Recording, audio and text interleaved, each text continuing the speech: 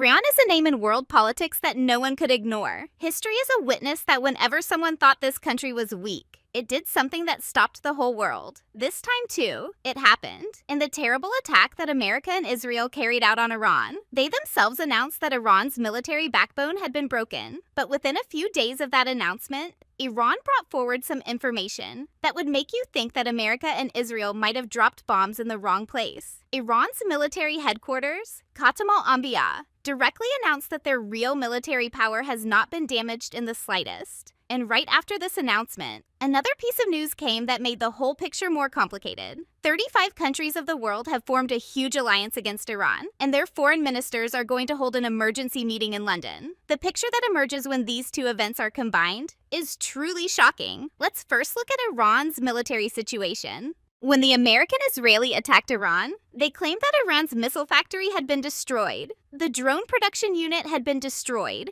and the air defense system had been disabled. The Western media was loudly saying that Iran's military capability was now almost zero, but the message coming from Tehran was completely the opposite. Iranian military authorities say that what was destroyed was basically some old installations kept for show. The real weapons depot, the real missile factory, the real drone production center, they are hidden in places where even American satellites cannot reach. As easy as this sounds, in reality, it is as complex and terrifying. To understand Iran's military structure, you have to go a little deeper. What Iran has done over the past few decades is to spread its military power over hundreds of secret locations, rather than concentrating it in one place. This is called a decentralized military structure in military terms. That means you destroy one place. Then 50 more are being built. Hundreds of tunnels have been dug deep into the mountainous terrain of Iran. Inside those tunnels are missile factories. There are drone assembly units. There are huge stockpiles of ammunition. They are embedded in the mountains in such a way that it is practically impossible to destroy them by dropping bombs from above. Even American military experts doubt whether even America's most powerful bunker buster bombs can reach this depth.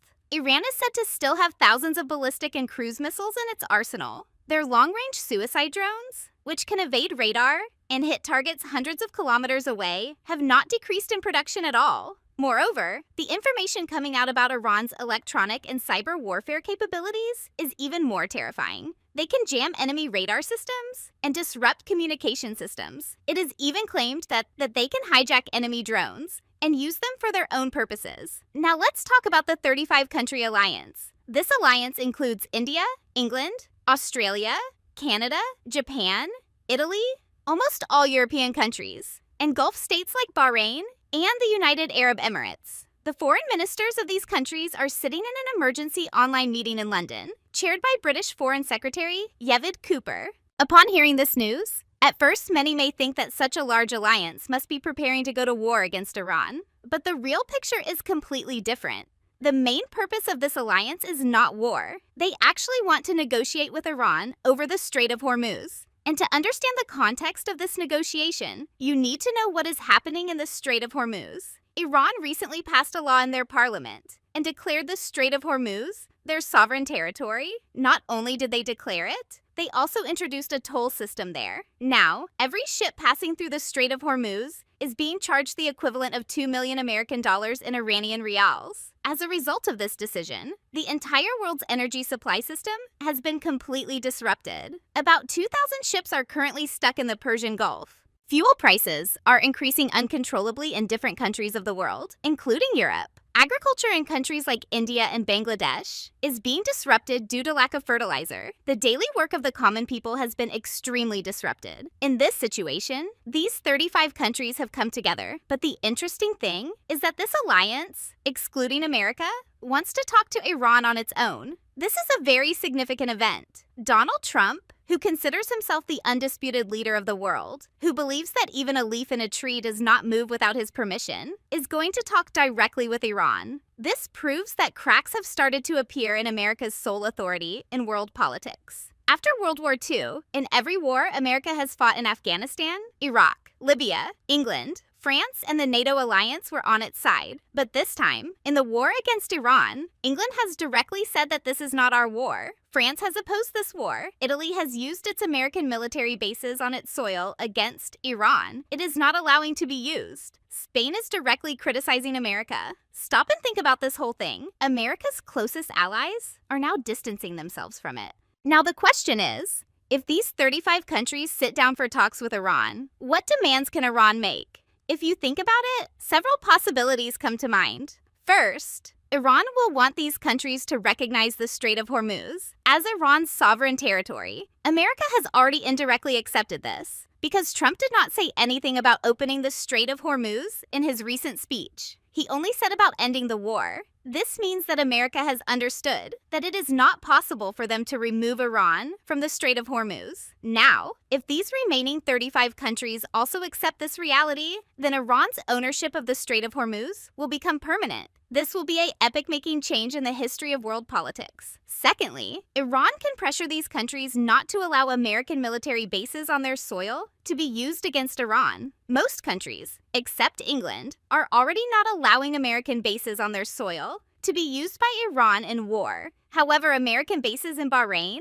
and the United Arab Emirates are still active. Iran would like this to be closed too. Thirdly, Iran can pressure these countries to condemn the aggression of America and Israel. On February 28th, America and Israel violated international law by attacking a sovereign state and killing 30 high-ranking officials, including the country's supreme leader. This is an unprecedented event in the history of the world. However, no country in the world, except Spain, has yet dared to protest this barbarity. Bangladesh, Pakistan, Egypt, Turkey, India are all silent. Iran will strike at the very spot of this hypocrisy. On the one hand, Europe is screaming when it threatens to occupy Greenland. But if Iran is attacked, everyone will be silent. Iran will want to force them to come out of this hypocrisy. And finally, the most important demand is to accept the toll policy. Iran will make it clear that ships will be allowed to pass through the Strait of Hormuz and that the safety of ships and their crews will be ensured. But in return, the set toll will have to be paid. There are no concessions. Iran did not make concessions to America, so why would it be given to the rest? These countries need oil to run their economies. To bring oil, ships have to pass through the Strait of Hormuz. And to pass through Hormuz, they have to accept Iran's conditions. This is a simple calculation. Meanwhile, another piece of news has come that has made the whole situation even more dramatic. U.S. Secretary of State Marco Rubio, who many call Trump's loyal ally, said that Trump will decide later what America's relationship with NATO will be like after the war.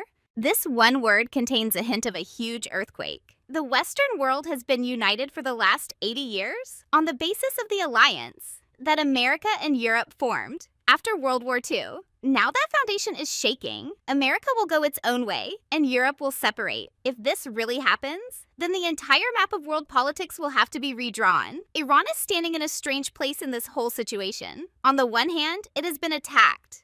Music. Its leaders have been killed. On the other hand, it has seized the Strait of Hormuz and taken the key to the world's energy supply. What America and Israel claim to have destroyed together, Iran says, was just a shell. The real power lies intact deep in the mountains in the darkness of the tunnel. Iran's geographical location is their biggest weapon. Huge mountainous terrain, complex terrain, and underground military structures built over decades. All of these make it virtually impossible to directly occupy Iran or completely destroy its military power. For America and Israel, this has become a fight against an invisible enemy, where after each blow, it seems that the enemy has been destroyed, but the next moment it appears that it has returned stronger than before. Tehran has already warned of a more terrible and large-scale counterattack. Time will tell how realistic these warnings are. However, one thing is now clear. This war is not just a war of arms. It is a war of strategy, a war of patience, and most importantly, a war of invisible forces. Whichever side can hide its real power